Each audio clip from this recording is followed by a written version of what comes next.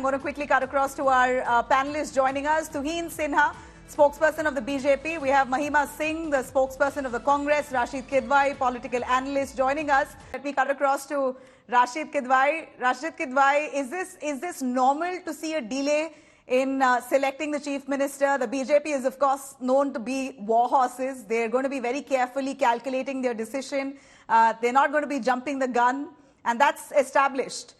But the Congress chancing upon this, saying that this is, a delay that shows the party in poor light, that they are not able to make a decision, indecisive BJP, stuff that the BJP is being called by the opposition.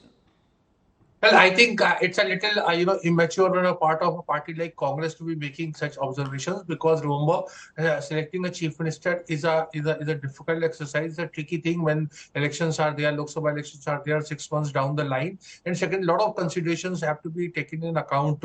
And sometimes when there is already a kind of, incumbent or a caretaker government, then there is no, constitutionally speaking, legally speaking, there is no hurdle. So I think this making a pot shot is not something very healthy, because the Congress has its own, lot of sort of, fire in its own backyard, in the sense of what is going to do about the leadership issue, where it has lost states like Madhya Pradesh, Chhattisgarh, and Rajasthan. What is going to do is going to bench the, kind of regional satrap that were there in fray. I think it would have been better for the Congress and Mr. Jairam Ramesh to avoid taking such pot shots, because there are a lot of instances I can quote the Congress when there was, a lot of things, were taken in account. And, we've seen sticky decisions made by the Congress party in 2018, which hasn't really worked out well for them. We see the result panning out in Rajasthan, Chhattisgarh. So were the decisions right, what they made then? Well, we could speculate multiple things now that the results are out. What happened is only for the Congress party themselves to ponder. But Mahima is with us. Mahima, if you can hear me, the Congress taking a stand, firing at the BJP for this delay. 4 days that's passed since the election results are out so far. No name for chief minister from all 3 states. Jai Hind. Nabila, today I'm reminded of that old Hindi song, कभी किसी को मुकम्मल जहां नहीं मिलता, कहीं ज़मीं तो कहीं आसमां नहीं मिलता. In what the BJP believes to be too much democracy, they may have done too much horse trading, leading to too much confusion, putting too much at stake, you see. So, which is why today, tomorrow, after 5 days of the result having come out, after such a high voltage contest that was run by the Prime Minister himself in all these states, they're still considering the name of the observers, you see. And as you rightly said, it's been 5 days since the results. They had fielded 21 MPs, 12 have won. 9 MPs have lost. I think, again, too much confusion for them. Where do they stand? They are MPs, but they have lost legislative assembly elections. So as Abraham Lincoln rightly said, he said that you can fool some of the people all of the time. You can fool all of the people some of the time, but you cannot fool all of the people all of the time. So I think the BJP has a lot to look forward to 2024, because Yadurappa example from Karnataka is in front of us. When Mr. Kidwai was speaking, he was saying that Congress may also have, been guilty of not deciding a CM in many days. But well, Maharashtra, for 1 month, there was a cabinet without a chief minister. Karnataka, they could not decide a leader of opposition in the assembly for 6 months. They could not name a president of their organization for 6 months. So in Rajasthan in 2018, even the Congress were on a sticky wicket. You yourself were not able to decide between Gehlot, Sachin Pilot. There was, and then finally a decision was made, and clearly that hasn't worked out well. Chhattisgarh also, T.S. Singh, Dio, Baghel. You've taken your time as well in 2018 in your respective states. Horse trading is BJP's trademark. Too much confusion, MPs for legislative assemblies, all of this. I think it's going to be playing out in 2024. We'll see. You'll be here, I'll be here, we'll see. Okay. Kabhi kisi ko mukammal jahan nahi milta. Chouhan Sinha, BJP spokesperson with us. Chouhan, is this delay normal according to you? Is this just the BJP deliberating on? How would you counter the Congress who says that you have too many faces that's spoiling the broth? You have no way to make a decision. And ultimately, it's the High Command making the decision. So basically, whatever you accuse the Congress of, high command culture. It's the same that pans out in the BJP, the Prime Minister, the high command deciding the local state leader and not the MLAs themselves. Well, good evening, Nabila. Good evening, everybody. First of all, there is absolutely no delay. The Karnataka result came out on 13th May. They finally managed, after many, many rounds of consultations and inconsequential meetings, they finally managed to, get the name of the CM on 18th, which is 5 days later. It's been 4 days since the results came out. And in a day or two, you will get all the CMs without all the melodrama that you saw between DK Shivkumar and, Siddaramaiah. That's point number one. Point number two, Congress and BJP are different entities. For the Congress, it's very easy to pick anybody as a CM because the mandate is different. The mandate is to loot the state through a series of scams, which they did in Chhattisgarh, and that is the reason the longevity of a Congress government is much lower. They'd never get to rule a state for 3 decades the way we rule in Gujarat, the way we have done in Madhya Pradesh, because that is the kind of consideration, that is the kind of thought that goes into picking up a leader. In fact, even in the last 6 or 7 years, the kind of leaders we have picked up, whether it is Devendraji in Maharashtra or Himanta Biswa Sarma in Assam or Yogi Ji, they are leaders for the future. Can you see any such leader in the Congress party? The Congress party picks up leaders who can basically divide the state based on fake caste censuses, which they themselves are not in a position to make public. So the agendas are different. We put a lot of thought in everything that we do because we are thinking about the future of the country for the next 2 decades. All right. We've heard you out, Tuhin, and stay with us. Mahima, I'm going to come to you. We have Piyush, our correspondent, who's right outside Amit Shah's residence. And like Tuhin says, there's deliberations that's currently happening. In fact, the observers are going to be decided to, and those central observers will be making those decisions after speaking with the state units. Piyush, will you be able to tell us what are the leaders, who are the leaders from Rajasthan, Madhya Pradesh and Chhattisgarh who have come by to meet with the BJP High Command? Could you list them out? You're in front of Amit Shah's residence. Well, certainly, Nabila, right now as we are speaking, there's a crucial meet. First, let me tell you that there's a crucial meet going on between Home Minister Amit Shah and Prime Minister Narendra Modi. They are giving a final touch to the probable list of chief ministers in these 3 Hindi heartlands. Now, if we tell to our viewers about the meetings those have taken place so far, today itself there was a meeting between Balak Nath and Home Minister Amit Shah in Parliament. Then there was a meeting between Renu Singh from Chhattisgarh with JP Nadda at BJP National President's residence. And what we are also now learning is that any minute from now, Vasundhara Raje could also leave from a residence and can head to the residence of JP Nadda to have a one-to-one meeting with BJP's national president. So, series of meetings are taking place. Home Minister is at Prime Minister's residence and informing him about the brainstorming which has so far taken place over the probable names of the chief ministers in these 3 states. But we are also given to understand, Nabila, that by tomorrow, BJP is going to announce the names of observers and then they will be flying to their respective states to have a CLP meet, and then we can expect the suspense to end and announcement of names of chief ministers.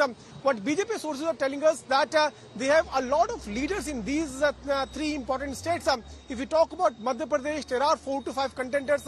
Similarly, in Chhattisgarh and in Rajasthan, there are numerous contenders, and that is why BJP is doing brainstorming on each and every name. And okay, so the BJP is of course putting its best foot forward to say that they're deliberating. They don't want to be making the mistakes similar to what maybe the Congress has made, be it in Rajasthan or Chhattisgarh, to pick faces that may not have yielded them results for this 2023 assembly elections. Mahima with us on that. Mahima, this is what and rightly like Tuhin said, I'd like to refer to the Karnataka election results and what happened post that. Y'all the Congress took quite a while to announce Siddaramaiah as the chief minister, and then there was a lot of talk of rotating chief minister, the chair between Siddaramaiah and DK Shivkumar, which hasn't yet happened. Even today, Siddaramaiah gives counter comments saying, no, I'm the chief minister for 5 years. There is no decision of a rotating chief minister. So in a sense, you've left these issues, these wounds open. It's open-ended. You've not resolved these problems. You've allowed the problem to fester, especially in a state like Rajasthan, where we say Ashok Gehlot and Sachin Pilot's fallout so bitter that it's impacted in your numbers.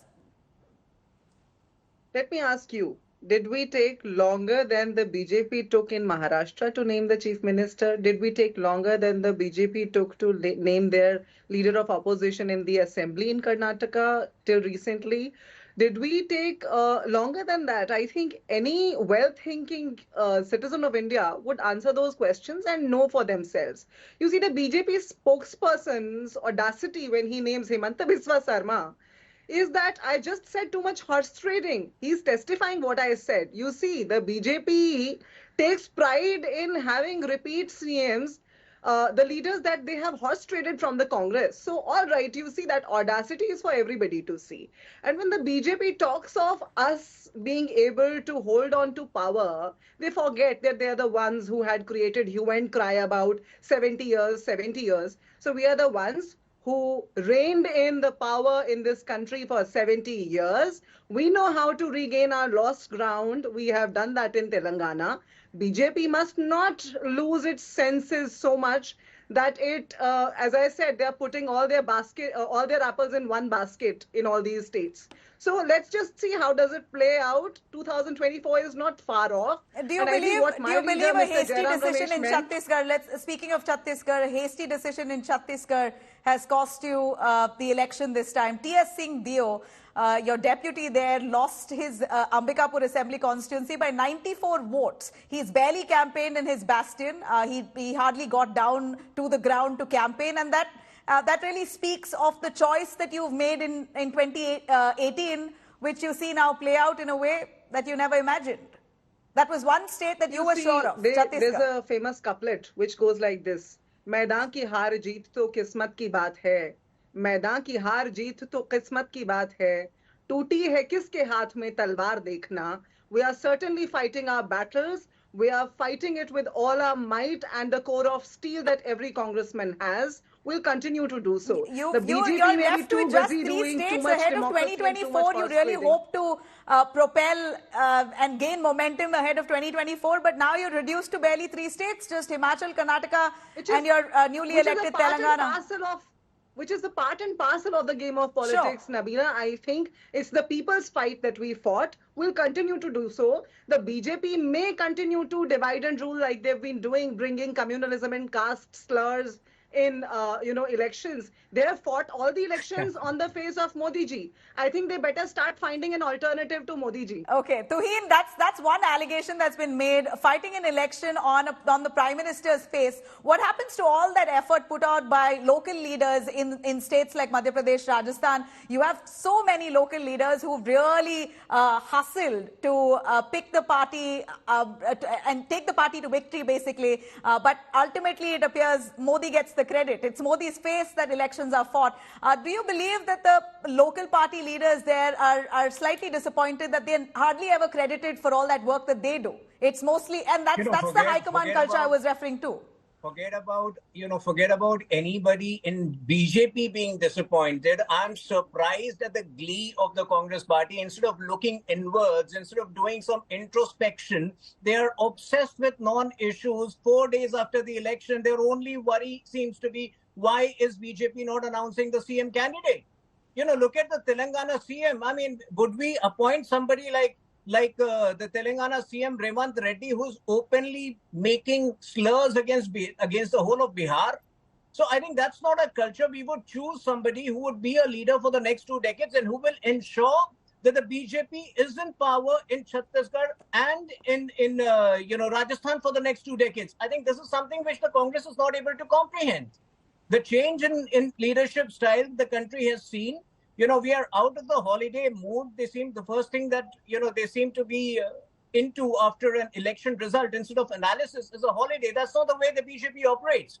Just for example, Tuhin, in Rajasthan, a quick word, if you can give me clarity on Rajasthan. It's going to be difficult. The more you delay, the more you have people coming up with their demands. For example, Vasundhara Rajesh, she's your strongest face when it comes to the state of Rajasthan. She has clout with a host of MLAs. In fact, we believe that a good number of MLAs were siding with her. There was already some kind of friction earlier. When the first list was announced in Rajasthan, none of the names had the aids of Vasundhara Raje. At that point, we saw revolt within the BJP itself. So 2024, before 2024, do you believe the BJP can take that risk of changing Vasundhara Raje? And if you delay making a decision here, how do you think it's going to hamper your prospects there in that state? Let me answer your question with a question. Have you ever seen a CM and a deputy CM of the BJP, make statements like Nikamma for his counterpart? That is what Rajasthan has witnessed for the last 5 years. And yes, I mean, as the largest party in the world with 18 crore people, there is bound to be ambition, there is bound to be competition. But the way we handle competition, the way we handle rivalry is something you've got to appreciate. In no state do you see the kind of dissension, this kind of fights which we have witnessed in Rajasthan. At one point during the peak of COVID, all that Sachin Pilot was doing was taking his MLAs to Bangalore. No, that fight in Rajasthan was quite bitter, and I think most political experts would quote Rajasthan's example to what not to do. Rashid Kivai, would you agree that the BJP that way, and agreeing with Toheen there, have managed to settle differences internally to a point where it's not visible? But some could also say that this takes away a chance from the local leaders who are really hoping to come to position. Takes away credit from their efforts, because PM Modi is projected as a man based on which election is won. How would you view this delay? Prime Minister Modi being the face through and through, local leaders not credited enough. I think, Nabila, consultation is very much part and parcel of the political process. Had the Congress done this, Congress would have been today better off in Chhattisgarh and in Rajasthan, etc. So that is the thing. I think the Congress is wasting its energy in pointing a finger or trying to make smart comments about the BJP. It should have called, convened. I can ask as a journalist that why the Congress Working Committee has not been called. 4 days have passed to discuss the poll debacle. That is a very important issue, and a CWC is actually a proper forum to discuss this. So this is the thing. Political parties, what they do is they attack each other on these grounds. The fact of the matter is, Nabila, just as a constitutional and a political position, is that the MLAs should be deciding. Here, what we see is the MLAs are not in picture. Even the Congress did the same thing with Telangana. So I'm not saying Congress is right and BJP is wrong. It will be just a formality when observers go. BJP is doing this exercise so that they are taking Vasundhara Raje and everybody on board. So whatever decision is taking, nobody will have a cheek to say later on that, we were not consulted, the way it happened in case of T.S. Singh Dev and Sachin Pilot, etc. No, but we saw in Karnataka, if you really have to take that analogy, in Karnataka, sidelining Yediyurappa at that point really didn't benefit the BJP. If anything, they have to go back to give Yediyurappa's son, Vijayendra, the post of the BJP chief. He's now the president of the BJP in the state. So they realize that it's important to keep old leaders in good humor, and your veteran leaders, at least like Yediyurappa, who has that kind of clout. Sidelining him may have been one of their follies. Nabila, you're asking me? Yeah. Rashid. Yeah, yes. Nabila, the political ambition is there, and Mr. Sinha was also saying. You look at Uttarakhand. 3 chief ministers were changed, but end of the day, BJP won. So that is something comforting. Even the chief minister lost in Karnataka, also they changed chief minister. I think end of the day, Nabila, what matters is whether you're getting your arithmetic right or not. It is victory that decides everything. Poll performance, voting percentage is all. There is no silver medal in politics. Okay. Toheen, a quick word. When is it, as I'm short on time here, when is a word coming out? Do we know? Maybe you could give us inside updates on who the BJP is mulling over for the 3 states. Let's start with Rajasthan. Who are your top faces? Could you give our audience, our viewers, some clarity on what may be the road ahead for you? Well, that's not my mandate. I'm not supposed to get into names. But the fact is, we will give a leader, we will give Rajasthan a leader who will be there for the next 2 decades, who will ensure the progress of Rajasthan in the same way that Yogi ji is doing in Uttar Pradesh, and the same way that Devendra ji is doing in Maharashtra and Himanta is doing in Assam. Okay. Mahima, there's no time-bound manner or there's no timeline itself, in the sense, no deadline as such under law that this is the date before which a chief minister's name should be announced, unless the previous assembly is not ended, the term of the previous assembly is not ended, then they have time. So they can really deliberate on the matter carefully and make their announcement. Maybe you could pick Well, another issue to target the BJP at this point, because a loss in the Hindi heartland is going to cost you for 24. From what is evident, Nabila, owing to the series of events we have seen turn out unfold in the state of Rajasthan over the past 4 days, I think from what is very evident is that the BJP is being very, it's driven by convenience. So they will probably procrastinate it and squander more time till the time, because accountability is there. We have heard them say there's still Congress CM over there and things like that. So they will keep delaying it. Agreed, there's no timeline as such, but I think there's something known as morality.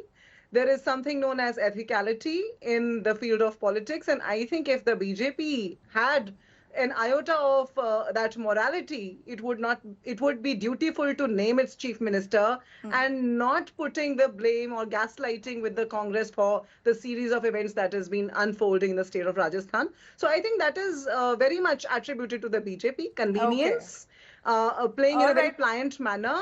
And I think gaslighting, the very traits of the BJP.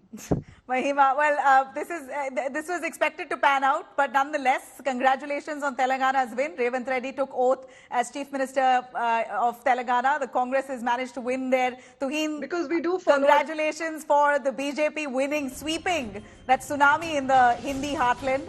Rashid Kidwai as well, thank you very much for joining us. We're going to wait and watch. India Today keeps our coverage rolling on who's going to be the chief ministers in these 3 states.